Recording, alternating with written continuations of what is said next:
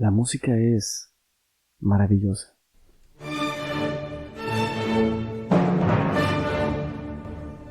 La música ha sido parte del desarrollo social occidental y está comprobado que nuestro cuerpo reacciona de muchas formas a la música que escuchamos, a la música que cantamos y a la música que tocamos. Pero, ¿por qué? ¿Te has preguntado alguna vez por qué es así la música? La definición de música nos dice que es el arte y la ciencia de organizar los sonidos y los silencios a través del tiempo. A la música la pensamos, a la música la medimos, a la música la analizamos y por eso es una ciencia. Pero cuando le damos un propósito a nuestra música, entonces se convierte en arte y es posible apreciar la música por su propósito.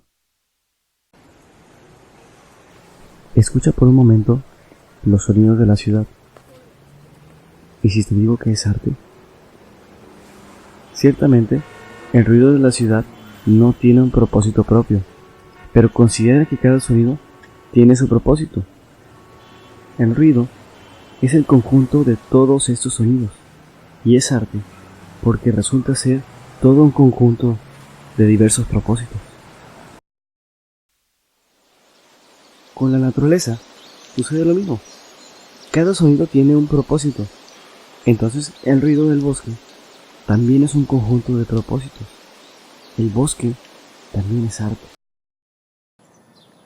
Cada especie tiene su propósito y cada vez que esa especie cumple con su propósito, es arte que Dios aprecia, es honra de Dios. Nosotros, como humanos, también somos creación de Dios y cada vez que nosotros cumplimos con el propósito que Dios nos dio a nosotros, entonces estamos siendo también arte de Dios, somos alabanza a Dios. Aún así, hay unos actos que nosotros tenemos que hacer conforme al propósito que ya destinó Dios para esos actos. Uno de esos actos es la alabanza. Dice Hebreos 13:15, así que ofrezcamos siempre a Dios sacrificio de alabanza, es decir, fruto de labios que confiesen su nombre. Nosotros tenemos la capacidad de pensar, de sentir, de expresar la música. Y es solamente el canto. ¿Qué pasa con los instrumentos? ¿Qué pasa con ellos? ¿Por qué no los utilizamos dentro de la alabanza? Lo que pasa es que Dios simplemente no los escucha a los instrumentos, porque Dios nos creó a nosotros. Es decir, nosotros creamos a los instrumentos para complacernos a nosotros, pero son creación nuestra y tienen nuestro propósito.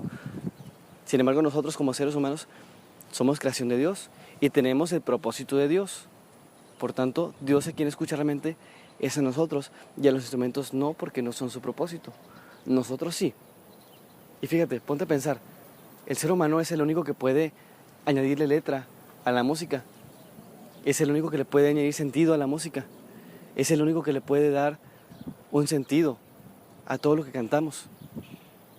Eso nos hace especiales. Ni siquiera los animales pueden realizar tal como lo hacemos nosotros.